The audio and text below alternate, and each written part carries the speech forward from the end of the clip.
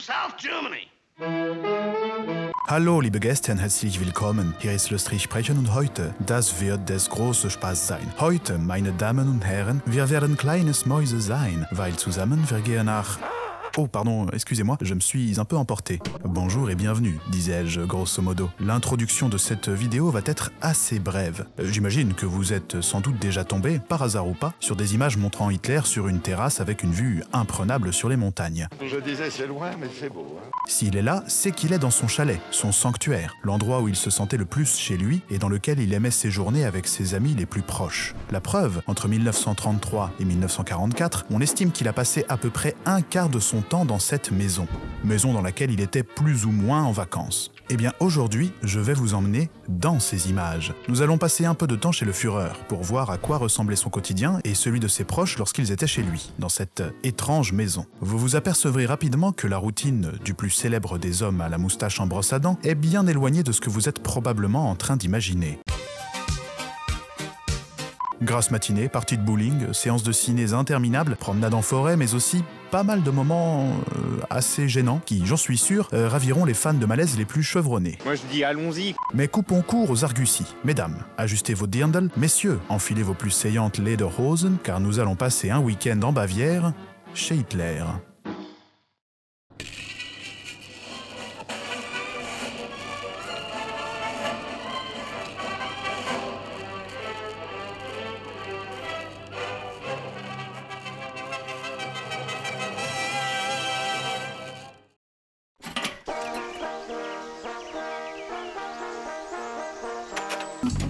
Bien, avant de rentrer dans le vif du sujet, je vais effectuer quelques petits rappels qui me semblent d'autant plus pertinents que nous sommes sur Internet, qu'Internet a le sang chaud, très chaud même, et que le sujet dont nous allons parler est particulièrement bouillant. Achtung donc, dans cette visite, nous allons tâcher d'être objectifs, mais je veux d'emblée éviter toute ambiguïté un peu embarrassante. Bien sûr, ici, il n'est en aucun cas question de remettre en cause ou minimiser les atrocités commises par le régime nazi, et encore moins de tenter de faire son apologie sous prétexte que Hitler était courtois avec les dames et qu'il distribuait des gâteaux aux enfants. Loin de moi cette idée. Je n'avais pas un iota de pensée à cela. Au cours de la visite, nous allons nous concentrer sur le Führer et son environnement direct lorsqu'il était dans sa résidence privée. Ça ne veut pas dire que tout le reste n'existe pas ou est à minimiser. C'est juste que, dans le contexte précis de notre visite, c'est hors sujet.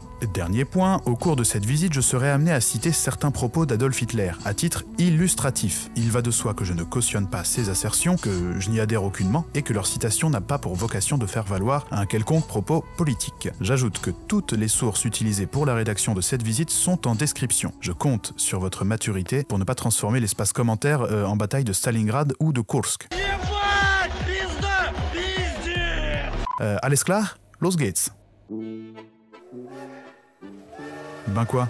Oui, nous sommes dans le train. Il faut bien y aller chez Hitler. C'est un endroit assez reculé aux confins de l'Allemagne. Nous allons arriver à la gare de Berchtesgaden, une ville de Bavière juste à côté de l'Autriche. La résidence de Hitler n'est pas vraiment dans la ville, elle est un peu à l'est. Oh, 3 km de la gare à vol d'oiseau. Ceci dit, nous ne sommes pas des oiseaux et je préfère d'emblée vous prévenir, il y en a pour quelques heures de marche pour aller de la gare jusqu'à chez Hitler. Et il y a du dénivelé. Ah, vous aimez la randonnée tranquille en montagne?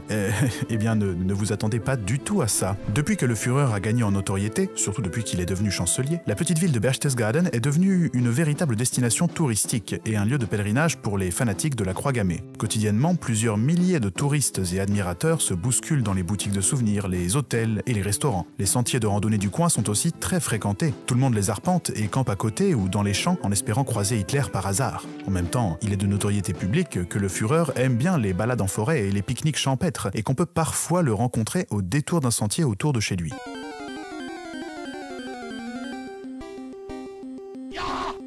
C'est très rare, surtout depuis qu'il est devenu chancelier et qu'il reste enfermé dans son domaine. Mais ça peut parfois arriver. En parlant d'arriver, nous voilà à quai. Venez. Ah, je vous l'avais dit, c'est bondé Berchtesgaden. D'ailleurs, la ville a dû s'équiper d'une multitude d'infrastructures pour répondre à l'affluence. Hôtels, pensions, restaurants, boutiques, théâtres. Plein de choses ont été construites. Mais sortons vite d'ici. C'est pire que la gare de Lyon pendant une grève de veille de vacances. En raison de difficultés d'acheminement du personnel, le train est supprimé. Non, non. On n'a pas construit que pour les touristes, puisque Hitler est un chef d'État, et Berchtesgaden est sa résidence secondaire. On a donc installé en ville toutes les infrastructures liées à la fonction politique de Hitler. Il y a des casernes pour les soldats, divers bâtiments militaires, une petite chancellerie, des lotissements pour tous les ouvriers qui travaillent sur les chantiers du coin, et même un bordel. C'est dire si la ville s'est agrandie. En plus de ça, plusieurs dignitaires nazis se sont fait construire des chalets sur la montagne pour être proches de leur chef. Et il y a aussi une ferme chargée de fournir à la table du Führer des légumes de premier choix. Bien entendu, on a construit des routes et des voies ferrées pour rendre la ville plus accessible. Il y a même un petit aéroport non loin. C'est par là qu'arrivent la plupart des dignitaires et hôtes de marque qui sont invités à séjourner chez le Führer. Mais on n'a pas construit que sur la montagne, on a aussi creusé en dessous. Il y a un bunker géant de 22 km² capable d'accueillir 1 millier de personnes en cas de bombardement. La région est également équipée de diffuseurs de brouillard capables de plonger la vallée dans une épaisse fumée qui complique la tâche d'éventuels bombardiers. Tenez, pour vous dire, la ville a pris tellement d'importance depuis l'ascension de Hitler au pouvoir qu'on la surnomme la petite capitale du Reich. Il a même été un moment question de la transformer en grand forum nazi, mais l'idée a été abandonnée. Voilà, même si la propagande nazie voudrait bien nous faire croire le contraire, on est assez loin du cliché d'une petite bourgade montagnarde tranquille quand on visite Berchtesgaden. Et pourtant, elle l'était il n'y a pas si longtemps. En fait, l'activité touristique a commencé dans le dernier quart du 19e siècle, lorsqu'une petite pension, une sorte d'hôtel, fut construite dans les montagnes. C'est une histoire assez romantique, car un auteur y séjourna et tomba un peu amoureux de la tenancière. Il écrivit un roman d'amour qui connut un certain succès, dans lequel l'héroïne est très inspirée par cette fameuse aubergiste. Et la pension, après changement de propriétaire, sera renommée d'après le nom de l'héroïne du roman, inspirée donc par la première tenancière. C'est plutôt romantique, n'est-ce pas? Ça ne durera pas, puisqu'un étrange client ne tardera pas à faire son apparition dans l'hôtel. Mais je continuerai cette histoire plus tard. Nous voilà déjà sortis de la gare. Si vous voulez, nous pouvons prendre un bus navette qui va nous déposer non loin du Berghof. Berghof? Oui, Berghof c'est le nom de la résidence d'Hitler. Par contre, je vous préviens, le bus met une quarantaine de minutes à monter, et il est souvent bondé. Je vous propose plutôt de faire la route à pied. Comme ça, nous aurons tout le loisir de profiter du bon air alpin, et j'aurai le temps de vous parler de ce qui se passe au Berghof pendant que nous montons. Alors, ça vous botte? Et affect? Bien, quelle heure est-il? 11h? Oh, ça va. On nous attend pour le déjeuner. Autant vous dire que nous sommes amplement dans les temps. À 11h, le Führer sort à peine de son lit. Oui, c'est un lève-tard, mais quand vous verrez à quelle heure il se couche, vous comprendrez pourquoi. En fait, à 10h, son valet vient toquer à la porte fermée à clé de ses appartements privés, situés au premier étage du chalet, pour le réveiller. Il dépose les journaux et les dépêches du jour devant la porte et repasse 1 heure plus tard pour dire solennellement à Hitler: Bonjour mon Führer, il est 11h. Les nouveaux journaux et les dépêches sont à votre porte. Hitler sort de son lit en pyjama blanc pour chercher sa lecture, mais il retourne bien vite dans ses draps pour lire. Il va ensuite se raser, jette sa robe de chambre sur son lit et va prendre un bain. Mais il ne se baigne pas dans n'importe quelle baignoire. Elle est en marbre et est un cadeau personnel de Mussolini. Hitler descend de ses appartements vers midi moins 20 pour prendre un petit déjeuner assez spartiate dans la bibliothèque. Pour le Frühstück, le petit déjeuner, il prend un peu de thé ou de lait, quelques biscuits ou des tranches de pain et surtout une pomme, un fruit dont il raffole. D'ailleurs, j'espère que vous aimez les pommes parce qu'on risque de manger pas mal pendant notre petit séjour. Pendant le déjeuner, Hitler planifie sa journée, ses réunions et choisit les menus du jour. Bref, s'il n'est que 11h, ça ne sert à rien de se presser. Pour tout vous dire, les matinées au Berghof sont assez tranquilles. Enfin, pour les invités j'entends, parce que pour les 200 personnes qui travaillent dans les différentes sections de la demeure, c'est une autre paire de manches. Il y a des domestiques, des cuisiniers, des médecins, des secrétaires, des chauffeurs, une armée de bras qui entretiennent la maison, s'occupent de la gestion, préparent les visites officielles, veillent sur la sécurité du bâtiment, etc. Pour leur petit déjeuner, les invités, qui sont en général plus matinaux que Hitler, ont le droit à du café, du thé, du chocolat chaud, des tartines, des céréales. Ils ont à leur disposition un peu de beurre et de la confiture. On peut soit prendre le petit déjeuner dans la salle à manger, soit sur la terrasse, s'il fait beau, soit se le faire apporter dans sa chambre. Oui, vous dites ? Ah oui, c'est un peu comme à l'hôtel. Le matin, l'ambiance est assez décontractée. Il faut dire que Hitler n'est pas là pour la plomber. Vous verrez qu'il est assez doué pour mettre les gens mal à l'aise. Alors? On n'attend pas... Oh, ceci dit, attention, il y a une petite règle qui a son importance. Il ne faut surtout pas prendre de douche avant 10h du matin. Pourquoi? Eh bien, parce que le chalet est un peu mal fichu et des canalisations passent par la chambre d'Hitler. Si on se douche, ça résonne dans le mur et ça peut le réveiller et le mettre de mauvaise humeur pour la journée. Oui, ce n'est pas très pratique. Mais vous verrez qu'il n'y a pas que ça. Par exemple, le Berghof ne comporte que très peu de chambres. À vrai dire, sans compter les chambres du personnel, il n'y en a que quelques-unes. Une pour Hitler, une pour sa maîtresse, Eva Braun, et une poignée d'autres réservées aux invités ou à du personnel particulier, notamment les secrétaires. C'est un peu limité. Pardon? Ah, qui a fait les plans du chalet? Eh bien c'est principalement Hitler lui-même. Et si vous vous posez la question, les invités qui n'ont pas de chambre vont dormir dans un des hôtels juste à côté. D'ailleurs, regardez, nous approchons. Vous pouvez voir le Berghof dans la montagne. Je vais laisser Hitler vous donner son propre avis sur l'allure de sa demeure. J'avais peur que, par ses dimensions, le bâtiment jure avec le paysage et fut heureux de constater qu'il était du plus bel effet. Vous remarquerez que la foule d'admirateurs qui grouille sur le chemin et qui grossit au fur et à mesure que nous nous rapprochons est surtout constituée de femmes. Allez savoir pourquoi, elles sont très nombreuses à venir faire le pied de grue devant le Berghof pour tenter d'apercevoir Hitler. Il faut dire qu'il fait parfois quelques bains de foule que les photographes mitraillent pour donner du grain à moudre à la propagande. La secrétaire de Hitler, dans ses mémoires, nous raconte même une histoire assez surprenante sur les admiratrices du Führer. Des femmes hystériques prenaient les pierres que le Führer avait foulées, et les gens les plus sensibles devenaient fous. Une fois, un camion qui emportait des briques jusqu'au Berghof fut pillé par quelques folles, et les briques, qui n'avaient même pas été touchées par les mains et les pieds du Führer, finissaient comme de précieux souvenirs dans les vitrines des salons.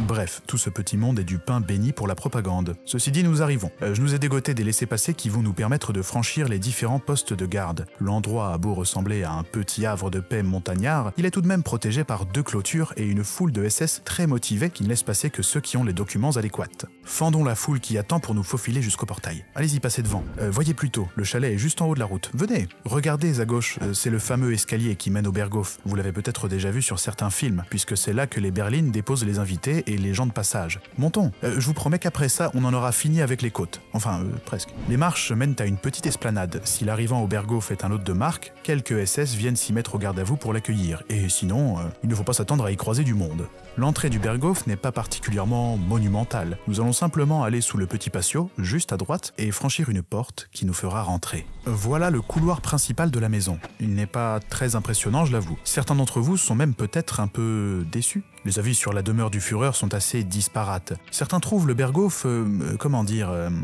assez décevant et en parlent comme d'une maison à la décoration intérieure plutôt impersonnelle, qui donne davantage l'impression d'être chez un petit bourgeois provincial plutôt que chez Adolf Hitler, le chancelier du Reich. Cependant, certains magazines étrangers de design et d'architecture sont époustouflés par la modernité de l'endroit. Mais pour un témoin direct, la décoration de Hitler est un mélange entre rusticité et élégance citadine. Bref, vous l'avez compris, les avis sur la question divergent. Pardon ? Ah, il est 13h et la route vous a donné faim. Oh, je suis navré de vous l'annoncer, mais nous n'allons pas passer tout de suite à table. Tout le monde attend Hitler pour manger et, vous l'avez compris, il commence à travailler assez tard. Car oui, il travaille lorsqu'il est au Berghof, mais le rythme n'est pas très soutenu. Il fait ses réunions après son petit déjeuner, pas avant midi donc, et il ne termine pas avant au moins 14h, voire parfois 15 ou 16h. Et l'horaire varie quotidiennement selon les ordres du jour des réunions. Nous allons devoir faire comme tout le monde et nous rendre au jardin d'hiver pour attendre sagement que Hitler ait terminé. Suivez-moi, nous allons emprunter le couloir. Il mène au petit salon qui lui-même donne dans une sorte de véranda. Ne vous méprenez pas, si on attend le Führer dans la véranda, c'est purement pratique. En fait, il n'y a pas vraiment d'autres endroits où on peut attendre. Regardez le plan, vous comprendrez mieux. En fait, une bonne partie du rez-de-chaussée du Berghof est occupée par le grand hall. Une pièce immense qui sert tantôt de salon, tantôt de salle de réception, tantôt de salle de travail, puisque c'est là que Hitler fait ses réunions. Maintenant, observez la position du salon. Il donne directement sur le grand hall. Les 2 pièces ne sont séparées que par un rideau qui, certes, bouche la vue, mais laisse passer tous les sons. Or, il ne faudrait pas qu'on dérange le Führer pendant sa séance de travail avec du bruit, ni qu'on l'espionne. On est donc prié de se rendre dans le jardin d'hiver qui est, finalement, la seule autre pièce disponible de la maison. Enfin, nous avons de la chance parce qu'aujourd'hui, il fait beau. Nous allons donc pouvoir attendre sur la terrasse. C'est plus commode. Certains convives attendent dans leur chambre et on leur téléphone dès que l'heure exacte du déjeuner se profile. Elle est prête la bouffe! Inutile de vous dire que tout le monde a très faim quand Hitler pointe enfin le bout de sa moustache. Bon, je ne vais pas vous présenter la bonne quinzaine d'invités en moyenne qui participent quotidiennement au déjeuner du Führer. Retenez que les convives sont rarement tous les mêmes d'un jour à l'autre. Il y a souvent des invités de passage, quelques militaires, des artistes, des médecins, etc. Ou bien des gens avec qui le chancelier est en réunion et qui sont retenus pour le déjeuner. Pierre Laval a oublié d'être un innocent. Toutefois, il y a quand même quelques convives réguliers. Premièrement, les secrétaires de Hitler, qui sont logés au Berghof, mais aussi le docteur Morel, l'énigmatique médecin du Führer, qui l'accompagne partout. En plus d'être un docteur aux méthodes discutables, Morel a la réputation d'être sale, grossier et, si on en croit la secrétaire d'Hitler, de dormir en fermant non pas la paupière supérieure, mais la paupière inférieure. On trouve aussi parmi les réguliers Albert Speer, un dignitaire qu'Hitler aime beaucoup puisqu'il est architecte. Goebbels, le ministre de la propagande, est assez souvent là aussi. Un autre régulier, moins connu du grand public, est le secrétaire particulier de Hitler, Martin Bormann. Je ne vais pas vous assommer avec sa biographie, mais retenez que tout le monde le déteste, à part Hitler. Je vais d'ailleurs laisser le valet du Führer vous résumer la vie générale sur Martin Bormann. Grossier, trapu et lourdeau, il avait la stature d'un petit taureau, robuste et d'une vitalité incroyable. Tout ce qu'il faisait était accompagné d'une violence sans complexe. Il broyait tout ce qui entravait son chemin. Ajoutez à ça le fait que Martin Bormann tyrannise tous ses collaborateurs, qu'il bat sa femme et le portrait est presque complet. Parmi les convives réguliers, on trouve également Heinrich Hoffmann, le photographe officiel d'Hitler, qui est sympathiquement surnommé le poivreau du Reich. Ça vous donne une idée du personnage. Oui, sortez au colonel. D'ailleurs, je vais laisser Hitler nous raconter son anecdote favorite à propos de son cher photographe qu'il connaît depuis un bon bout de temps. C'était dans les années 20. Hoffmann avait acheté une nouvelle voiture, une Ford, et il insistait pour que je monte avec lui. Je lui ai dit « Non, je ne viens pas avec toi pour quelque tour que ce soit ». Mais il a continué de me harceler. Alors finalement, j'ai accepté et nous sommes partis dans les rues. C'était le soir, il pleuvait, et Hoffmann rasait les angles, les coins des immeubles et ignorait les intersections. « Hoffmann », lui ai-je dit, « faites attention, vous conduisez comme un fou, c'est terriblement dangereux. »« Non, non, mon Führer, ça vous fait juste cet effet parce que vous n'avez rien bu. Si vous aviez pris un bon verre de vin rouge comme moi, vous n'auriez rien remarqué. » Oh, en entendant ça, je suis sorti et je ne suis plus jamais monté en voiture avec lui. Malgré son caractère singulier, l'anecdote est plutôt amusante. Cependant, Hitler peut se montrer parfois bien plus sec avec son ivrogne de photographe. Hoffmann, votre nez ressemble à une citrouille pourrie. Si on grattait une allumette sous vos narines, votre souffle prendrait feu et vous exploseriez. Bientôt, il y aura du vin dans vos veines à la place du sang. Je te presse ton zèle et je te fais boire 1 litre de ta propre morve. Voilà pour ce qui est de Hoffmann et de sa réputation. Et enfin, bien sûr, parmi les réguliers, il y a la pétillante Eva Braun, la maîtresse du chancelier. Officiellement, Hitler est marié à l'Allemagne, mais officieusement, c'est un peu un secret de polichinelle au Berghof, il lui fait quelques petites infidélités avec Eva. Je sais que pour des visiteurs venus du 21e siècle tels que nous, le nom d'Eva Braun est assez connu, mais à l'époque, il ne l'est pas vraiment, hormis parmi les proches du Führer, surtout ceux qui gravitent au Berghof. Enfin, officiellement, Hitler reste un célibataire. D'après lui, c'est surtout pour ne pas perdre les faveurs d'une partie de ses supportrices, et nous avons vu en arrivant qu'elles étaient assez nombreuses et motivées. Eva Braun a ses propres appartements au Berghof, il communique directement avec ceux de Hitler. Je n'ai pas trouvé beaucoup d'images, mais on dit que la décoration est assez sobre, à l'exception d'un petit détail que je vous laisse le soin de constater. En parlant de Mademoiselle Braun, c'est un peu officieux, mais c'est elle qui régente la vie au Berghof. D'ailleurs, lorsque le nouveau garde du corps de Hitler arrive sur place, un habitué de la maison lui dit d'emblée à propos d'Eva Braun: Ici, c'est elle la chef. Elle s'occupe de tout, du personnel, du quotidien. La gouvernante, sache-le, c'est elle. Mais nous reviendrons sur l'énigmatique Eva en temps voulu. Il y a bien des choses à raconter sur elle, notamment lorsqu'Hitler s'absente et qu'elle reste seule avec ses amis au Berghof. Quand le chat n'est pas là, les souris dansent, comme qui dirait. Oh d'ailleurs, en parlant du chat, ou plutôt du loup, le voilà enfin. Vous verrez, il va toujours saluer les dames en premier, et il ne fait le baise-main qu'à celles qui sont mariées, et à Eva, Schnaxi comme il l'appelle parfois en de très rares occasions. Une fois la tournée des bonjours faite, le protocole est toujours le même. Le valet de Hitler pointe le bout de son nez pour annoncer pompeusement « Mon Führer, le déjeuner est prêt ». Comme à l'école, on se met en rang pour se rendre au déjeuner. Dans la mesure du possible, chaque paire de convives est mixte. Le chancelier invite une dame de son choix et prend la tête du cortège. Mais je précise, il ne se met jamais avec Eva, pour ne pas éveiller les soupçons. La grande table de la salle à manger comporte une quinzaine de places. Au cas où le nombre d'invités dépasse un peu la contenance de la table, il y en a une autre supplémentaire. Elle est à part et on y installe les convives les moins importants. Je vais laisser la secrétaire de Hitler, qui a assisté à bien des repas au Berghof, nous décrire la table du déjeuner. Il y avait de beaux arrangements de fleurs au milieu de la longue table. Le Führer n'avait jamais de fleurs, de branches ou de feuillages dans les pièces de son quartier général. Mais au Berghof, il y avait une femme en charge de la tenue de la maison, et on pouvait sentir sa touche féminine. La table était dressée avec de la porcelaine Rosenthal, décorée de modèles de fleurs peintes à la main sur un fond blanc. Un ensemble de burettes contenant huile, vinaigre, sel, poivre et cure-dent était installé à chaque bout de la table. Je vous en prie, prenez place. Mais pas n'importe où. Hitler s'assied toujours au centre de la table, face à la fenêtre. La place devant lui est pour l'hôte de marque du jour. Et les places à côté sont réservées à une femme, choisie parmi les invités du jour, à Martin Bormann ou à Eva Braun. Pour savoir où vous êtes, regardez dans les assiettes. Il y a des petits sacs en papier qui contiennent les serviettes. Sur chaque sac est inscrit le nom du convive qui doit prendre place. Des serveurs, toujours en veste blanche et pantalon noir, vont venir changer nos assiettes pour les remplacer par de la vaisselle chaude, qui ne laissera pas tiédir nos mets. Délicate attention. Ceci dit, ne vous vous méprenez pas. Même si cet uniforme de garçon de restaurant inoffensif leur va bien, tous les hommes qui assurent le service sont des SS, qui ont suivi une formation hôtelière. Notez que, contrairement à ses invités, Hitler mange ses plats tièdes, puisqu'une opération des cordes vocales a rendu sa gorge sensible. Le déjeuner est souvent composé en 3 temps. On sert d'abord un potage, un plat, puis un dessert. Bon, comme nous sommes à table avec Hitler, je pense que le moment est parfait pour aborder le sujet du régime particulier du Führer. Il ne boit quasiment que de l'eau, de la marque Fachingen le plus souvent.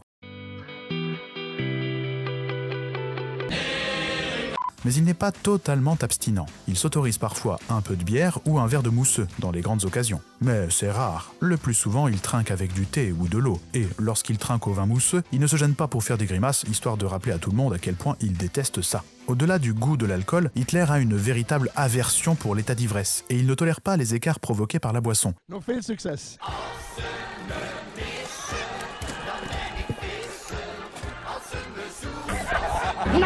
Sauf quand c'est son photographe, le fameux poivreau du Reich, qui fait des siennes. Là, il se montre mécontent mais un peu moins intransigeant.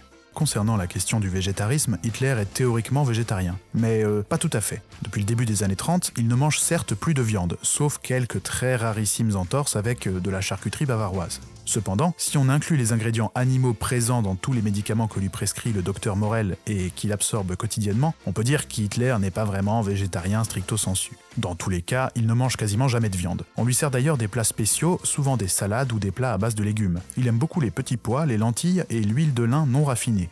Si le Führer n'impose pas son régime particulier à ses convives, de peur que plus personne ne vienne manger avec lui, il ne se fait pas prier pour rappeler très régulièrement, si ce n'est à chaque repas, qu'il est végétarien, et tenter de dégoûter ses hôtes des plats carnés qu'on est en train de leur servir. Une de ses réflexions favorites est de désigner le bouillon de viande comme de la décoction de cadavres. Vous comprenez qu'avec ce genre de réflexion, l'ambiance à table peut être rapidement un peu plombée. Mais ce n'est pas tout. Souvent, Hitler se contente d'écouter ce qui se dit à table et participe assez peu aux conversations. Mais il lui arrive parfois d'interrompre subitement tout le monde pour se lancer dans d'interminables diatribes. Ah, bah tenez, qu'est-ce que je disais? À tous les coups, il va se mettre à parler du fait qu'il est végétarien. Oh, c'est un grand classique. Les soldats romains avaient la viande en horreur, et sa consommation apparaissait surtout lorsque les difficultés du ravitaillement l'imposaient. Aussi, les images nous montrent que ces soldats avaient une denture magnifique, ce qui contredit l'idée que la viande serait nécessaire pour avoir une bonne denture. Les siècles n'ont pas modifié cet état des choses, car quand aujourd'hui on va en Italie, on trouve chez les Italiens les mêmes habitudes alimentaires et les mêmes belles dentures. Le chien, mangeur de viande, est loin d'égaler les performances du cheval herbivore, et le loup, qui mange surtout de la viande, n'accomplit sans signe de fatigue que 2 à 3 km, tandis que le chameau, c'est-à-dire un herbivore, ne commence à tirer la langue qu'au bout de 6 à 7 jours. Il est prouvé que les maladies comme le beriberi, une carence en vitamine B1, peuvent disparaître en 8 jours au maximum grâce à une alimentation végétarienne, à savoir la consommation de pommes de terre crues. Mais celui qui consomme majoritairement des végétaux ne doit pas oublier que c'est à l'état cru que les végétaux dans l'alimentation présentent la plus haute valeur nutritive. De même que le moucheron consomme la feuille vivante, la grenouille le moucheron et la cigogne la grenouille. Je ne commenterai pas la pertinence de ces arguments et ne souhaite aucunement lancer un débat sur le végétarisme maintenant. Déjà qu'on fait une vidéo sur Hitler, si en plus on digresse sur le terrain de l'alimentation non carnée ou pas, ce sera la poudrière des Balkans ici. Non, j'ai juste choisi ce passage, que j'ai un peu abrégé, pour que vous puissiez vous rendre compte à quel point les monologues de Hitler pouvaient être barbants, lunaires et interminables. J'en ai d'autres en réserve, mais je les garde pour le moment opportun, n'abusons pas des bonnes choses. Le déjeuner dure rarement plus d'1 heure, et si jamais le Führer est lancé dans un de ses fameux monologues, on peut compter sur Eva pour lui faire comprendre qu'il faut peut-être abréger, parce qu'il est l'heure. L'heure de quoi? Vous le saurez bientôt.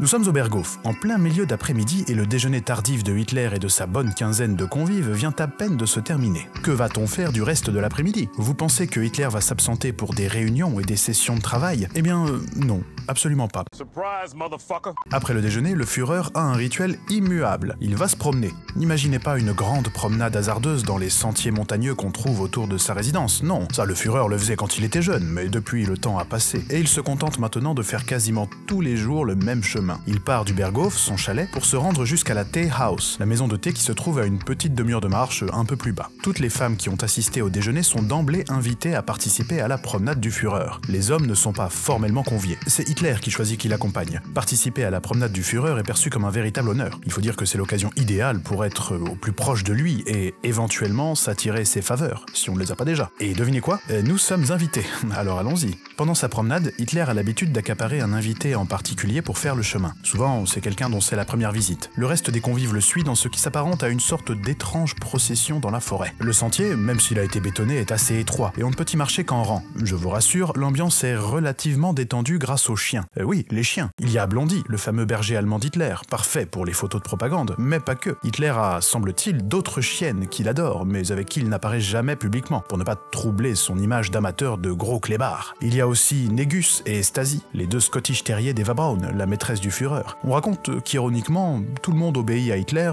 sauf les chiens. Attendez, mais qu'est-ce que vous faites? C'est une cigarette que je vois dans votre main. Oui, une petite promenade digestive est le moment opportun pour s'en griller une, mais je vous déconseille vivement d'allumer votre clopio. Hitler déteste qu'on fume et fait la morale à tout le monde en matière de tabac et de la nocivité de celui-ci sur la santé, chose pour laquelle on ne saurait lui jeter la pierre. Chaque cigarette, 7 minutes de ta vie jetée à la poubelle, ya Abdallah. Si vous voulez éviter un sermon aussi long que barbant, évitez de fumer quoi que ce soit en la présence du Führer. Ah non, je ne plaisante pas. Il aurait même dit à sa chère Eva que c'était soit lui, soit la cigarette, mais pas les deux. Et elle a arrêté de fumer. Profitez plutôt du bon air alpin. Même si les alentours sont envahis de touristes qui rôdent dans l'espoir d'apercevoir le Führer, le domaine personnel de Hitler est bien protégé et ne s'y aventure que le maître des lieux et ses invités. Il est donc possible de profiter un peu du paysage. D'ailleurs, Hitler se montre assez peu bavard pendant les promenades. Il se contente souvent d'observer la nature silencieusement. La balade vers la Tea House se fait rarement sans un petit passage par un belvédère qui donne sur les montagnes. Hitler aime beaucoup s'arrêter là pour profiter du panorama et le faire découvrir à ses invités. Un dignitaire nazi habitué du rituel nous rapporte... La compagnie s'extasiait devant le panorama en employant toujours les mêmes termes et Hitler approuvait en employant toujours les mêmes formules. Une fois cette étape incontournable sur le belvédère effectuée, on poursuit la descente de la montagne jusqu'à la maison de thé, une bâtisse à l'allure plutôt singulière si l'on en croit une des secrétaires de Hitler. La maison de thé était ronde, construite en pierre et avait l'air laide de l'extérieur, un peu comme un silo ou une station électrique. Cependant, je vous rassure, on dit que l'intérieur de la bâtisse est nettement plus sympathique que l'extérieur. Je vous en prie, entrez. Oh, je vais laisser une habituée du lieu vous parler de ce qu'il y a dans les murs de la Tea House. Il y avait un vestiaire dans le porche, puis on entrait dans une pièce de marbre brillant avec une large cheminée. L'ameublement était profond, des fauteuils couverts de chintz autour d'une table ronde, de grandes et étroites fenêtres dans la façade sud de la maison de thé offraient une belle vue sur les montagnes. La cheminée était sur le côté nord. Au-dessus, un miroir au cadre d'or reflétait le lustre du plafond et les bougies en cire d'abeille dans les supports muraux. Comme pas mal de moments au Berghof, le thé est à la fois informel sous certains aspects et assez protocolaire sous d'autres. Disons que le rituel est quasiment toujours le même, comme le raconte un habitué de la pratique. Assis dans de confortables fauteuils, nous nous groupions autour de la table. Eva Braun et une des dames aux côtés de Hitler. Quand un des convives n'avait pas de place, il allait s'asseoir dans une petite pièce contiguë. Chacun pouvait avoir à son gré du thé, du café, du chocolat, avec différentes sortes de gâteaux, tartes et pâtisseries. Et pour finir, des alcools. Naturellement, Hitler prend du gâteau, aux pommes, son fruit préféré. Les tartes aux pommes, c'est ce que Hitler préfère. Toutefois, il ne se gaffe pas et fait très attention à sa ligne. C'est surtout pour une question d'image. Il ne veut pas passer pour un dirigeant feignant et grassouillet. Les invités, eux, ont le droit à des pâtisseries achetées dans le coin. Si on en croit une des secrétaires de Hitler, les pâtisseries ne sont pas terribles et souvent un peu rances. Quoi qu'il en soit, le thé est un moment de détente qui peut rapidement tourner au malaise. Hitler, lorsqu'il est au centre de l'attention, adore partir dans de longs monologues. Souvent antisémites, vous vous en doutez. Si les invités connaissent par cœur ces digressions embarrassantes qu'Hitler répète souvent, ceux qui les entendent pour la première fois se montrent impressionnés dans un premier temps, puis un peu mal à l'aise parce que c'est interminable. Ah, mais écoutez plutôt, on dirait que le Führer a une fulgurance entre deux bouchées de gâteau. La paix ne peut survenir que dans un ordre naturel. Un ordre qui consiste en ce que les nations s'organisent de telle sorte que les plus capables dominent. Par là, les subordonnés obtiennent plus que ce qu'ils auraient eu par leurs propres moyens. Cet ordre est détruit par la juiverie. Elle aide à la victoire de la sauvagerie, de l'ignominie et de la sottise. Il a fallu 14 siècles au christianisme pour atteindre le sommet de la monstruosité. Aussi n'avons-nous pas le droit de dire que le bolchevisme est d'ores et déjà par terre. Plus nous l'éradiquerons à fond, plus le danger sera écarté. Le juif est le catalyseur au contact duquel s'enflamment les matières inflammables. Un peuple sans juif revient spontanément à l'ordre naturel. En 1925, j'ai écrit dans Mein Kampf et également dans un autre texte non publié que la juiverie mondiale voyait dans le Japon le dernier adversaire qu'elle ne pouvait avaler. Chez les Japonais, l'instinct naturel racial est si fort que le juif sait qu'il ne peut le détruire de l'intérieur et que cela doit être fait par l'extérieur. J'arrête là cette citation déjà bien trop longue, mais sachez que je pourrais largement la poursuivre. Je n'avais pas besoin de savoir ça. Fort heureusement pour ses auditeurs, il arrive parfois que Hitler s'endorme en parlant. Non, ce n'est pas une plaisanterie, les témoignages concordent et la chose a l'air d'être assez commune. Quand le Führer s'assoupit dans son fauteuil, l'ambiance se détend un peu. On se met à parler à voix basse, mais attention, au moindre blanc dans la conversation, Hitler se réveille. Ce qui est paradoxal puisqu'il est le premier à dire qu'il lui faut un silence absolu pour trouver le sommeil. D'ailleurs, au Berghof, il y a une règle tacite. Silence absolu quand on est à l'étage, la partie réservée à Hitler. Une fois le thé terminé, souvent sur les coups de 18h, on rentre au Berghof. Les invités remontent la côte à pied, mais le Führer, lui, se fait conduire en voiture et seuls ses chiens ont le droit de l'accompagner. Que va-t-il faire? Oh, sans doute pas la même chose que nous. Après le réveil tardif, après la réunion post-petit déjeuner, après le déjeuner, en début d'après-midi, la promenade et le thé, il arrive au Führer de poursuivre un peu dans son lit les siestes amorcées entre les coussins des confortables fauteuils de la maison de thé. Après ça, il va se lancer dans une réunion ou une séance de travail qui s'éternisera jusqu'au dîner. À ce moment de la journée, tous les invités respirent enfin, car ils savent qu'ils ont quartier libre jusqu'au dîner. Ouais. Chacun peut vaquer à ses occupations, mais quand il fait beau, comme aujourd'hui, tout le monde va s'amuser sur la fameuse terrasse de la maison. Venez, je vais vous montrer. La voilà. La terrasse du Berghof est un vaste espace de 130 mètres carrés qui est sans doute l'endroit le plus connu de la maison. D'ailleurs, je vous laisse apprécier la vue. Sur la droite, au fond de la vallée, c'est la ville autrichienne de Salzbourg, la ville de Mozart, et d'un de mes groupes préférés, Belphégor. Je vous laisse aussi admirer les sommets montagneux. Une histoire raconte que les 7 points culminants des montagnes alentours ne sont autres qu'un roi et sa famille transformés en pierre après avoir rudoyé injustement un paysan. L'eau qui coule de ces montagnes serait leur sang, et ce sang alimente le Königssee, un lac dont le nom signifie « lac du roi ». Mais il n'y a pas que ça comme légende. On raconte, à tort je précise, que l'Untersberg, la montagne juste en face de nous, serait un gigantesque tumulus qui abriterait la tombe de l'empereur Frédéric Barberousse. Une curiosité qui a dû inspirer Hitler quand on sait qu'il a en partie planifié l'invasion de l'URSS au Berghof et que le nom qu'il a choisi pour cette opération était Barbarossa, Barberousse en français. Sur la terrasse, les enfants des invités s'amusent, les adultes bavardent, on joue au ping-pong, on prend du bon temps. On fume aussi, car Hitler n'est pas là, alors on en profite. D'ailleurs, lorsque Hitler est en voyage et qu'Eva Braun est seule au Berghof avec ses proches, on fait même bronzette en petite tenue sur la terrasse. T'as vu comme elle est roulée, on se la taperait bien, hein? Il n'est pas rare que pendant ces moments de détente, la maîtresse de maison, Eva Braun, se promène avec sa caméra au point pour immortaliser toutes sortes de moments somme toute assez banals, mais qui se révèlent, avec le recul, très intéressants pour se faire une image de la vie au Berghof. Bref, l'ambiance est relativement détendue l'après-midi. Je dis bien relativement détendue, puisqu'officieusement, les relations entre les convives sont parfois houleuses, surtout entre les pontes du régime qui ne vont au Berghof que pour s'afficher avec le Führer et rester dans ses bonnes grâces. Je ne vais pas vous faire un schéma de qui s'entend bien avec qui, mais retenez qu'on se tolère à défaut de s'apprécier le plus souvent. La seule personne qui semble ne pas tenir compte des inimitiés, c'est Eva Braun, qui s'amuse quoi qu'il arrive. Je suis perdue et confuse. En été, elle organise même parfois des sorties baignades dans les lacs des alentours, ou des petites virées au ski en hiver. Hitler n'y va pas. Déjà, il ne se montre jamais en maillot de bain, et se baigne encore moins. Il craint qu'une photo de lui faite dans cette situation nuise à son image. Quant au ski, il n'y va pas non plus. Il estime que c'est un sport dangereux dans lequel on a vite fait de se blesser. Il s'abstient donc d'en faire. Ceci dit, l'ambiance parfois bizarre du Berghof n'empêche pas les histoires d'amour, que ce soit au sein du personnel ou entre les invités. En revanche, attention, Hitler n'aime pas trop le badinage, et c'est comme qui dirait une sorte de forceur. Tenez, quand il a appris que sa secrétaire et son valet flirtaient un peu, il est allé les voir l'un après l'autre pour leur mettre une petite pression en leur disant qu'il fallait quand même se marier, sinon ce n'était pas très sérieux. Heureusement que papy est là pour garder la tête froide. Je vous laisse imaginer l'embarras. Ceci dit, le mariage a finalement eu lieu. Mais il y a pire comme histoire. La sœur d'Eva Braun badinette un peu avec un des messieurs du Berghof. Alors, ce dernier fut envoyé sur le front de l'Est, et à la demande du Führer, la sœur dut lui trouver un remplaçant sérieux et l'épouser. Ce qu'elle fit. Notez que la fixette de Hitler sur le mariage est assez ironique quand on sait les circonstances dans lesquelles sa maîtresse depuis des années devint officiellement Madame Hitler. Enfin, le seul qui n'a pas trop d'ennui à ce propos, c'est l'impitoyable Martin Bormann, le secrétaire chouchou du Führer, qui a la réputation, en dépit du fait qu'il soit un homme marié, de faire des 5 à 7 plus ou moins discrets avec à peu près toutes les donzelles de la vallée. Vous remarquerez aussi qu'on n'est pas dérangé par le vis-à-vis sur la terrasse du Berghof. Oh, ce n'est ni un hasard ni le résultat d'une extrême gentillesse des voisins. Je vais laisser le valet de Hitler vous expliquer. En 1938, le Führer remarqua incidemment, en présence de Martin Bormann, qu'une ferme implantée non loin de son Berghof gâchait vraiment l'harmonie et la vue du paysage. Et rien d'autre, mais cela suffisait. En rentrant le lendemain d'un passage à Munich, Hitler n'en crut pas ses yeux. Des vaches rousses paissaient à présent là où la ferme se trouvait encore la veille. Bormann avait acheté l'exploitation, relogé les anciens propriétaires et fait démonter le bâtiment par des centaines d'ouvriers pour installer à la place une surface libre recouverte de plaques de gazon.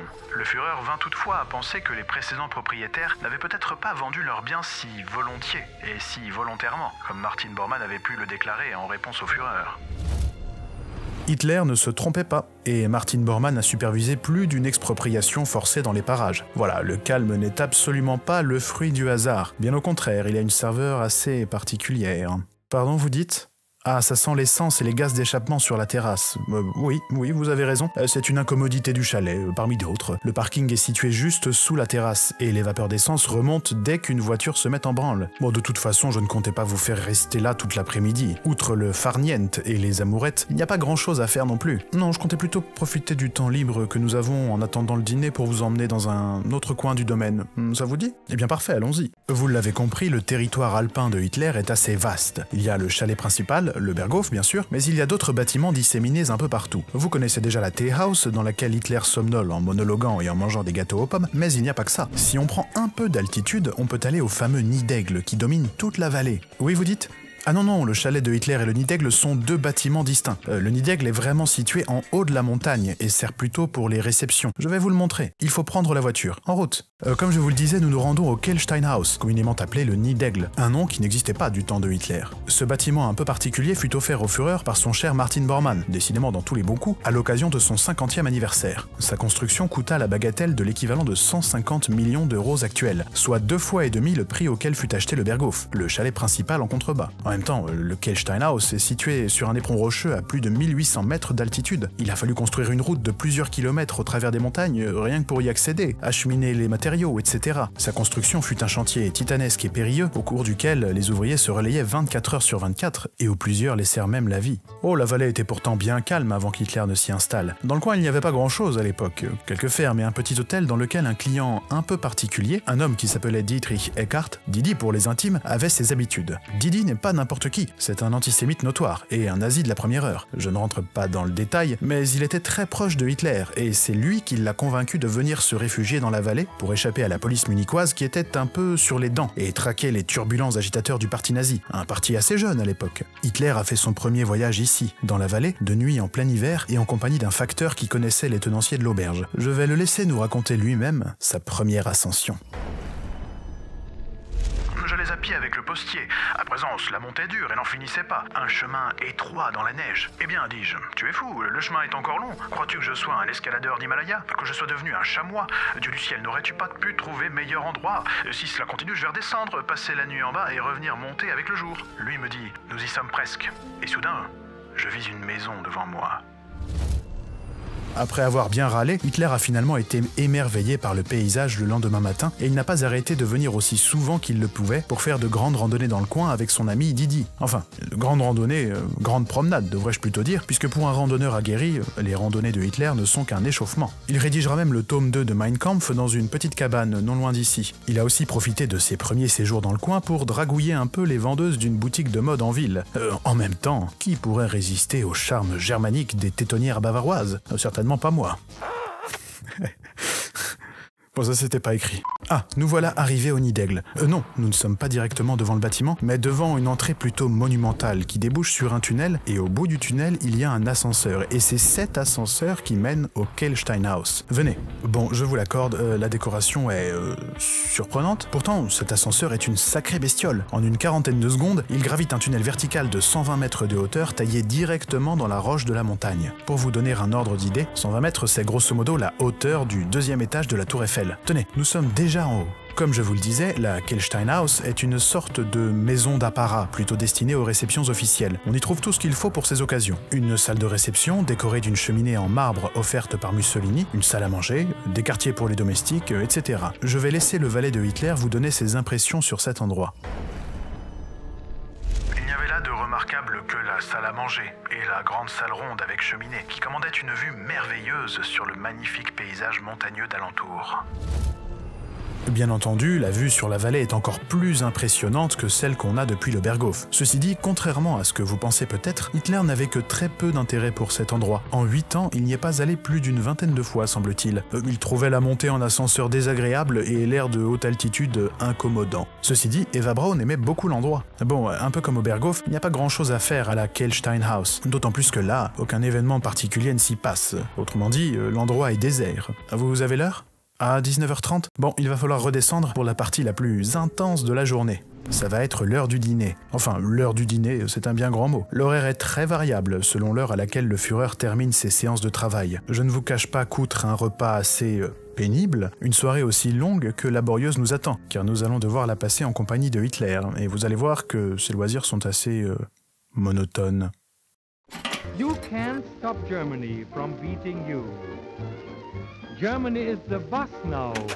Nous sommes dans la soirée. Il est 19h30. Autrement dit, nous avons un peu d'avance pour le dîner. Oui, chez Hitler, on dîne relativement tard, pas avant 20h au moins. Pourquoi? Eh bien, parce que le Führer travaille. Oh, ce n'est pas un forçat du boulot quand il est au Berghof. Dans une journée type, il ne consacre à son travail que quelques heures grand maximum. Souvent, les sessions de travail sont des réunions qui ne débouchent sur pas grand-chose la plupart du temps. En fait, Hitler a un mode de gouvernement assez oral. Il ne donne pas d'ordre précis, mais se contente de laisser ses subordonnés interpréter tant bien que mal les vagues directions qu'il donne en parlant. Ah, vous voulez aller voir plus précisément comment ça se passe? Oui, pourquoi pas. De toute façon, ce sera plus intéressant de voir ça plutôt que de mariner avec les autres invités en attendant de passer à table. Venez, suivez-moi. Nous sommes dans le grand hall du Berghof, la résidence du Führer. C'est tout simplement la pièce la plus impressionnante de la maison. Outre une hauteur sous plafond assez considérable, la pièce fait plus de 260 mètres carrés, quasiment la même surface qu'un terrain de tennis. Pour éviter de rendre la pièce ridiculement gigantesque, le sol du grand hall est arrangé sur 2 niveaux. Une partie basse, plutôt réservée au travail, ou du moins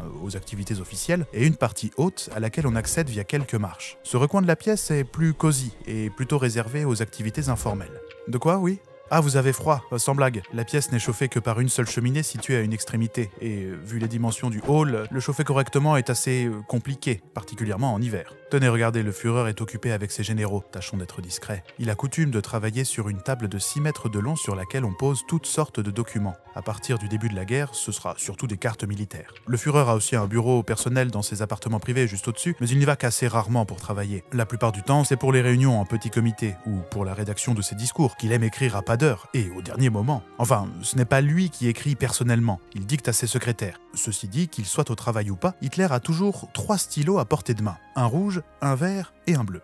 Voilà comment il s'en sert. J'utilise les stylos rouges lorsque je prends des notes sur un ennemi, les verts s'il s'agit de quelqu'un à qui je suis lié d'amitié, et les bleus lorsque je sens qu'il est préférable d'être prudent. Vous remarquerez que le Führer observe parfois des documents avec une grosse loupe. C'est parce qu'il a la berlue et du mal à lire. Oh, il porte des lunettes, mais uniquement lorsqu'il est en privé, pour ne pas que ça se sache. Et c'est un grand consommateur de binocles. Comme il a l'habitude de jouer nerveusement avec ses montures, il les casse très régulièrement. Heureusement, son valet, homme de prévenance, a toujours quelques paires en stock. Au cas où, vous me direz, une paire de lunettes, c'est nettement plus discret qu'une grosse loupe. Et je vous répondrai, oui, mais bon. J'imagine que vous avez forcément remarqué l'immense fenêtre au bout de la pièce. Elle offre une vue magnifique sur les montagnes et, surprise, elle est escamotable. On peut la rentrer dans le sol pour profiter d'une vue complètement dégagée. C'est une idée de Hitler. Pour le coup, c'est plutôt réussi, même si l'hiver, lorsqu'il neige, il vaut mieux éviter de l'ouvrir. Concernant la décoration, je vous laisse vous faire votre avis. Mais dites-vous qu'autrefois, le Führer mettait un point d'honneur à exposer chez lui toutes sortes de bibelots assez kitsch qu'il recevait de la part de ses admirateurs des 4 coins du Reich. Enfin, après qu'on lui ait fait quelques commentaires sur sa décoration, il a finalement choisi de cantonner ses cadeaux à l'esthétisme douteux à quelques vitrines disséminées un peu partout dans le chalet. Oui, je suis d'accord avec vous, c'est assez inattendu de voir Hitler travailler au beau milieu de ce qui est en définitive son salon. En fait, lorsqu'il est au Berghof, Hitler a 2 casquettes. Parfois, il porte celle du chef d'État, parfois celle de l'hôte qui reçoit chez lui. Or, sa demeure n'est pas du tout conçue pour cumuler ces 2 fonctions. Et les invités s'en rendent bien compte. D'ailleurs, le grand hall, qui est pourtant la pièce centrale de la demeure, n'est pas accessible pour les invités lorsque le Führer y travaille. Bon, il y a pas mal de choses à dire sur ce grand hall, mais comme nous allons y revenir après le dîner, je préfère ne pas trop m'étendre maintenant. De toute façon, on dirait que le Führer termine sa réunion. Juste avant que nous sortions, j'attire votre attention sur cette grande tapisserie flamande. Elle est imposante, n'est-ce pas? Eh bien, juste derrière se cache quelque chose. Mais je ne vous en dis pas plus, ça gâcherait la surprise. En attendant qu'Hitler termine définitivement sa réunion, je vais vous raconter comment il s'est retrouvé dans la vallée. Initialement, il a découvert l'endroit via un de ses amis qui séjournait dans un petit hôtel pittoresque du coin. En grandissant politiquement, Hitler s'est fait des contacts dans la vallée et a fini par quitter l'hôtel pour louer une maison qu'il achètera en 1933, après son accession au pouvoir, pour l'équivalent de 580 000 € actuels. Il lancera alors de grands travaux d'agrandissement, tout en conservant une partie du chalet original. Je n'ai pas trouvé le coût total des travaux, mais en voyant l'endroit avant et après, on ne peut que supposer qu'il dépasse de loin le prix d'achat de la petite maison d'origine. Bref, voilà comment, en définitive, Hitler s'est retrouvé ici, dans son Berghof. Ah d'ailleurs le voilà. Bon, passons à table. Sauf événement exceptionnel, les dîners chez Hitler se déroulent dans la même salle à manger que les déjeuners. Et le soir, on retrouve généralement les mêmes têtes que le midi. Et le protocole est à peu près le même. La différence principale, c'est que le soir, on fait un petit effort vestimentaire. Les dames sont en robe de soirée et les messieurs en costume ou en uniforme. Il arrive même au Führer de sortir le nœud papillon pour certaines occasions. Et si on en croit son valet, il a une curieuse lubie lorsqu'il s'agit de s'habiller pour les soirées. En fait, il demande à être chronométré et s'habille le plus vite possible. Pardon ? Oh, quel genre d'événement il peut bien y avoir ici ? Eh bien, le plus souvent, il s'agit de dîners d'État, car le Berghof accueille régulièrement des hôtes de marque, des hommes d'État, des artistes, des industriels, etc. Lorsqu'on reçoit un hôte prestigieux, la décoration de la table est particulièrement soignée. Je vais laisser la parole à la secrétaire de Hitler qui pourra vous donner une idée assez précise. Excellente décoration florale était dressée à table pour les dîners d'État. Quand je pense, parmi d'autres fleurs de prix, aux buissons d'amandier, aux roses à longue tige, aux orchidées rares et aux gerbes rares qui transformaient les pièces en littéral paradis de fleurs, je crois vraiment que ces décorations dépassaient de loin le prix du menu en de pareilles occasions. Du moins, c'est ce qui se murmurait. Comme au déjeuner, quand il est à table, Hitler reste soit silencieux, soit s'embarque dans des monologues, parfois lunaires et susceptibles de partir dans tous les sens, qui ont le don de barber tous les invités, qui sont de leur côté un peu obligés de se taire et d'écouter. Ah tenez, le voilà lancé sur le sujet des chiens. Écoutez plutôt. Dans l'hiver 1921-1922, on m'a offert un berger, mais il avait une terrible nostalgie de son ancien maître et ne voulait pas s'adapter. J'ai dû me décider à le rendre. Le nouveau maître n'avait pas fait 100 pas avec lui, qu'il lui échappait pour revenir vers moi, me sauter dessus et me mettre les pattes de devant sur les épaules. À présent, je pouvais le garder. Plus tard, il s'est acclimaté beaucoup plus vite. Il montait encore l'escalier avec réticence, puis il aperçut ma chienne et se précipita vers elle avec une joie. Le lendemain, une fête indescriptible. Attendez, c'est pas fini. C'est lorsqu'un autre chien est déjà là qu'un chien s'habitue le plus facilement à son nouveau maître. Oui, cela fait déjà beaucoup quand il sent rien qu'à l'odeur que son maître avait un chien auparavant. Le chien est d'ailleurs le plus ancien animal domestiqué. Cela fait 30 000 ans qu'il vit avec l'homme. Mais dans son orgueil, l'homme ne veut pas voir qu'entre chien et chien, y compris de même race, il y a parfois une différence abyssale. Il y en a de stupides et d'autres si intelligents que c'en est angoissant. J'ai eu récemment en main un livre sur la formation des races humaines. Et il s'avère que dedans, il était... Quel que soit le sujet sur la table, le Führer est toujours prompt à monopoliser la parole pour se livrer à ce genre de logorée verbale. Bref, pour l'ambiance du dîner, on repassera. Aïe, coup dur pour Hitler. D'autant plus que, comme pour le déjeuner, Hitler ne se gêne pas pour rappeler à ses invités qu'il est végétarien, et que, contrairement à eux, il n'est pas en train de manger du cadavre. Notez cependant que lors des dîners officiels, Hitler s'arrange pour qu'on remarque le moins possible qu'il est végétarien, en se faisant servir des plats très similaires à celui des autres convives, à l'exception qu'il n'y a pas de viande dedans. Sans être aussi court que le déjeuner, qui ne dure généralement pas plus d'1 heure, le dîner chez Hitler traîne rarement en longueur. Pourquoi ? Eh bien, parce que très souvent, le Führer travaille après manger. Il va s'isoler dans son bureau personnel pour dicter ses discours, ou monopolise le grand hall en y faisant une énième réunion. Est-ce pour autant que les invités pourront passer une soirée tranquillement ou aller au lit ? Oh que non, la soirée ne fait même que commencer. En fait, quand Hitler est occupé, on peut éventuellement s'amuser un peu. Venez, je vais vous montrer. L'idéal, c'est quand le Führer est en déplacement et que seule Eva Braun, sa maîtresse, reste pour s'occuper de la maison. Là, vous pouvez être sûr qu'il y a de l'ambiance. Le garde du corps de Hitler, exceptionnellement resté au Berghof en l'absence de son chef, nous raconte une de ses soirées. À peine Hitler parti, Eva Braun a organisé une fête. Elle est venue nous voir. Elle demandait que nous passions dans le salon pour rejoindre les autres. « Les filles ont besoin de danseurs », s'écria-t-elle. Nous l'avons suivie. Les gens riaient, buvaient au son du foxtrot, un style de musique alors à la mode. J'ai mangé un peu, picoré au buffet, parlé aussi un peu avec la serveuse chargée des boissons. Mais je n'ai pas bougé de la soirée. Je ne me voyais pas danser avec la copine du chef. Cela ne se faisait pas. Comme le Führer déteste le tabac, on profite aussi de ses absences pour fumer sans retenue. Enfin, ce soir le Führer est à l'étage, on va donc s'amuser, mais modérément. On peut boire, du moment qu'on n'est pas sous devant lui, ça va. T'es défoncé ? Oui, c'est Jean-Chef.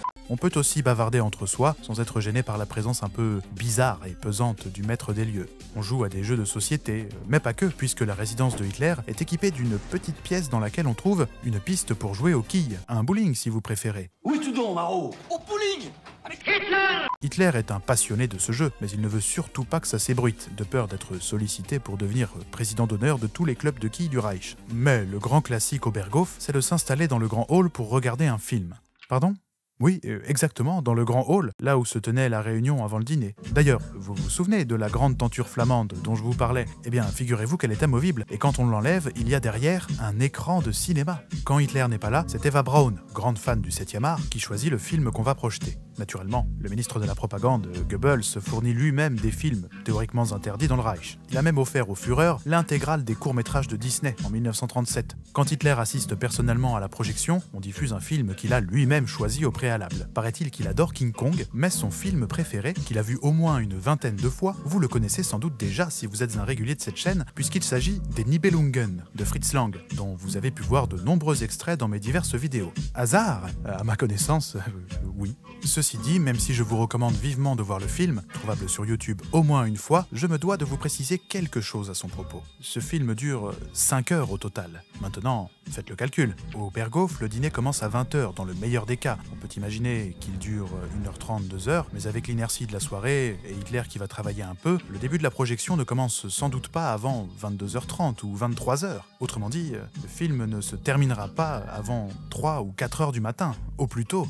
Outre les petites sauteries d'Eva Braun quand son amant n'est pas là, les soirées cinéma, c'est un peu ce qui peut se passer de mieux en termes de divertissement au Berghof. On ne se gêne pas pour parler, commenter le film, faire des vannes sur ce qui se passe à l'écran, que Hitler soit là ou non. Mais à partir du début de la guerre, on ne projettera plus de films au Berghof. Par solidarité avec ses soldats, qui subissaient des privations, le Führer s'est lui-même privé de sa distraction favorite. On ne diffusera plus que des films propagandistes d'actualité, plus pour que Hitler les valide plutôt que pour s'informer réellement de quoi que ce soit ou se distraire. Ceci dit, Hitler autorise quand même ses invités à faire des soirées cinéma quand il n'est pas dans le coin. Cependant, lorsqu'il travaille et qu'on s'amuse en regardant un film, il peut se passer quelque chose que tout le monde au Berghof redoute. Quelque chose d'encore pire que de voir pour la 10e fois les Nibelungen au beau milieu de la nuit. Hitler travaille à des heures impromptues, vous l'avez compris, et il arrive assez souvent qu'il termine le travail avant la fin du film que ses invités sont en train de voir. Il débarque alors dans le grand hall, interrompt la séance et lance invariablement la même phrase: « Ne devrait-on pas s'asseoir près du feu ?» Que voulez-vous qu'on lui réponde? Personne n'ose lui dire « Nein ». On lui répond poliment « Gern, mein Führer » et on va s'asseoir avec lui près de la cheminée. Il y a au moins un avantage à aller près du feu, il fait moins froid que dans le reste de la pièce. Je vous en prie, prenez donc place sur le canapé. Pardon? Oui, il est énorme. À vrai dire, il est si long qu'on ne peut parler qu'avec ses voisins. Les autres gens sont beaucoup trop loin. Et le canapé est aussi tellement profond qu'on ne peut pas s'y asseoir confortablement sans se vautrer dedans. En début de soirée, on se force un peu à rester droit, mais quand les crampes et la fatigue prennent le dessus, tout le monde finit par s'y asseoir en dépit de toute forme d'élégance. Vous vous demandez qui a acheté un canapé pareil? Eh bien, personne. C'est un cadeau de Mussolini. I am very glad. Hitler, lui, a l'habitude de s'installer dans un fauteuil près de la cheminée et n'est probablement pas au courant que son canapé n'est pas franchement top. Bon, maintenant que nous sommes assis, il n'y a plus qu'à attendre de savoir ce que le Führer veut faire ce soir. S'il n'est pas d'humeur à bavarder, on met un peu de musique. Mais curieusement, ce n'est pas très amusant. Je vais laisser le dignitaire Albert Speer, qui est un vétéran de ce genre de soirée, nous raconter ça plus en détail. Malgré une excellente collection de disques, les intérêts de Hitler allaient toujours à la même musique. Il n'avait de goût ni pour la musique baroque, ni pour la musique classique, ni pour la musique de chambre, ni pour la musique symphonique. En fait, le programme devint vite immuable. Il écoutait d'abord quelques morceaux de bravoure, tirés d'opéras de Wagner, pour se précipiter ensuite sur les opérettes. Ça en restait là. Hitler mettait un point d'honneur à reconnaître les chanteuses, tout heureux quand il devinait juste, ce qui lui arrivait assez fréquemment. Si vous entendez au bout d'un moment le morceau qui s'appelle « La Veuve Joyeuse » de Franz Lehár, c'est bon signe. On met souvent ça pour clore la soirée. Enfin, on dirait que le Führer est plutôt d'humeur bavarde ce soir. Ce qui n'arrange personne, puisque ça veut dire qu'il va passer toute la soirée à monologuer sans arrêt. Et ces monologues sont souvent redondants et du même tonneau que ceux que vous avez déjà pu entendre. Il paraît certes que Hitler est doué pour narrer les histoires et les anecdotes. Mais comme il raconte toujours les mêmes, on finit par les connaître par cœur et s'en lasser. Il y a parfois des sortes de débats sur pas mal de sujets. Je dis bien des sortes, parce que Hitler supporte assez mal la contradiction. Seules 2 femmes ont essayé de le confronter et de lui tenir tête sur des sujets sérieux. La première, c'est la fille de Mussolini, alors Hitler n'a rien dit. La seconde, qui connaissait Hitler depuis son enfance et était donc très familière avec lui, a tenté un soir de lui parler des Juifs et du fait qu'elle avait été choquée d'en voir se faire arrêter arbitrairement pendant l'un de ses voyages. Hitler a piqué une colère noire et la femme en question ne fut plus jamais invitée. Si au cours de la soirée on est amené à parler d'un sujet particulier et qu'un point de détail ne semble pas clair, le nom d'un personnage, une date, un détail géographique, etc., le valet de Hitler est prié d'aller chercher l'une des nombreuses encyclopédies de la bibliothèque pour vérification. Et parfois, même si Hitler a tort, il reste de mauvaise foi. Tenez, un jour il s'est mis à siffler un air de musique. Eva, sa petite schnaxi, lui a fait remarquer qu'il se trompait et a sifflé la mélodie correcte. Hitler ne l'a pas cru et a demandé à ce qu'on passe le disque dont était tirée la chanson pour vérifier qui sifflotait l'air correct. Il s'est avéré qu'Eva avait bel et bien raison, mais Hitler a expliqué que le compositeur était mauvais et que s'il avait bien écrit son morceau, c'est son air à lui qui aurait été choisi. Il a accompagné sa petite remarque d'un rire qui n'a permis à personne de savoir s'il était effectivement en train de blaguer ou s'il était vraiment très sérieux. D'ailleurs, je crois que nous n'avons pas vraiment parlé du sens de l'humour assez particulier de Hitler. Il semble apprécier le comique de répétition. Très répétitif, voire parfois trop répétitif. Et aussi les blagues assez sages. Pas d'humour grivois, s'il vous plaît. Mais ce qu'il aime particulièrement, c'est se moquer des hauts gradés du régime nazi. Tenez, une fois à table, alors que le gros Hermann Göring, qui faisait un régime pour maigrir, avait demandé des asperges avec ses pommes de terre, Hitler lui a sorti...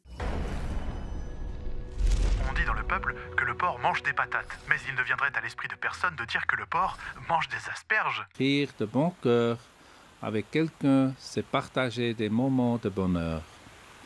Même les scientifiques le confirment. Paraît-il que ça a fait rire tout le monde, et particulièrement le principal intéressé. Mais je vais vous raconter la plus grosse blague, pour ainsi dire, de Hitler. Vous le savez peut-être ou pas, mais Joseph Goebbels, le ministre de la propagande, avait un pied beau. Inutile de vous dire que lorsqu'il a vu un film dans lequel le personnage principal était boiteux, il l'a pris personnellement, et a fait immédiatement censurer le film et interdire sa diffusion. Mais Hitler, après avoir entendu les plaintes de son ministre, et après avoir vu le film en question, a trouvé très amusant de forcer Goebbels à le diffuser officiellement à Berlin, puis à autoriser sa diffusion dans tous les cinémas du Reich. Quelle humiliation! Nous sommes humiliés! Bref, 9 fois sur 10, l'humour de Hitler ne fait qu'apporter un petit peu plus de malaise supplémentaire dans une balance qui est déjà bien chargée. Excusez-moi, quelle heure est-il ? Oh là là, 00h30 seulement. On n'en a pas terminé. Hitler ne se couche que rarement avant 4 heures, et il peut parfois tenir jusqu'au petit matin. Oh, ce n'est pas très étonnant qu'il tienne si tard, tel un clubbeur aguerri. Son médecin, le docteur Morel, le bourre de médicaments. Certains sont des antidouleurs qui ont pour effet de faire somnoler Hitler. Du coup, il prend d'autres pilules pour contrebalancer l'endormissement et se stimuler un peu. Bref, la capacité de Hitler à veiller tard est plus artificielle qu'innée. Par contre, les invités, qui eux ne prennent pas grand-chose, ne rêvent tous que d'aller au lit et se font violence pour ne pas s'endormir dans le canapé pendant qu'Hitler parle sans s'arrêter. Voici un témoignage qui vous donnera un bon aperçu de l'ambiance de la soirée. Après 1h du matin, nous ne pouvions plus, les uns les autres, nous empêcher, malgré nos efforts, d'étouffer un bâillement. Mais la soirée, épuisante d'inanité et de monotonie, s'étirait encore une bonne heure, jusqu'au moment, enfin, où Eva Braun, après quelques mots échangés avec Hitler, avait la permission de se retirer. Hitler lui-même ne se levait et ne prenait congé qu'un quart d'heure plus tard. À ces heures qui nous avaient comme paralysés, succédait alors une réunion détendue, où ceux qui restaient se retrouvaient autour d'un verre de mousseux ou de cognac. Même si ce témoignage est celui d'Albert Speer, un dignitaire nazi qui avait tout intérêt, après la guerre, à mettre autant de distance que possible entre lui et Hitler, les divers témoignages sur les soirées avec le Führer s'accordent à dire que c'est un moment particulièrement pénible, long et ennuyeux.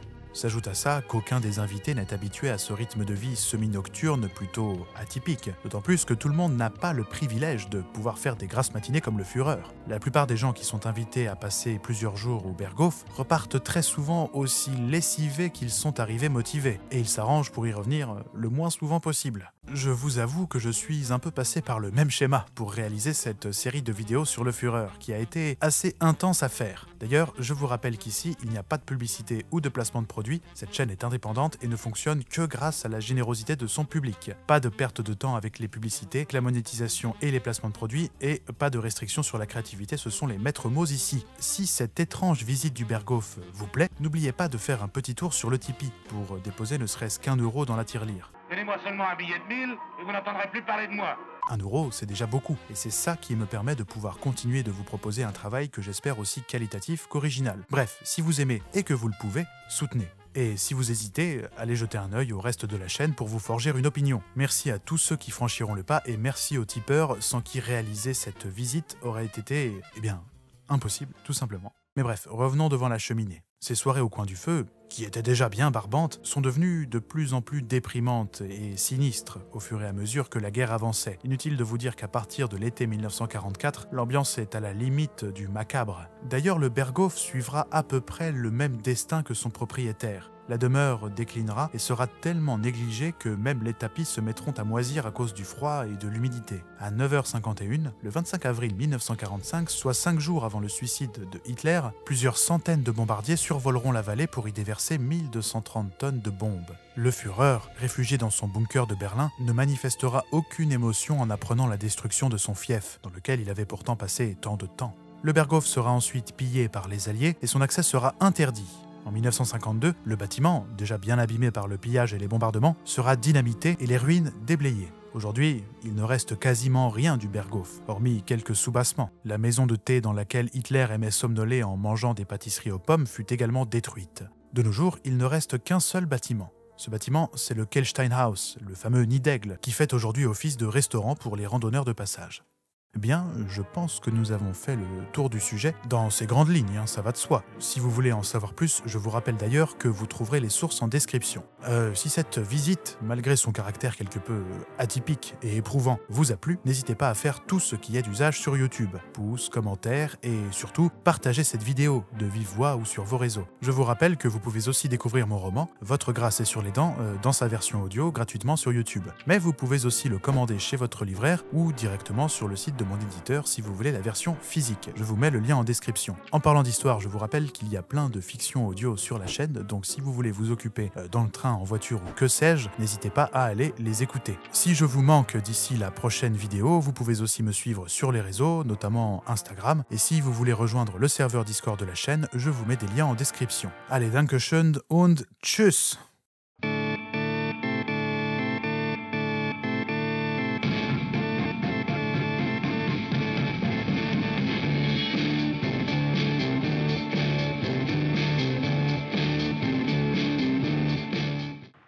Allez, tirons-nous, mon petit pote, va.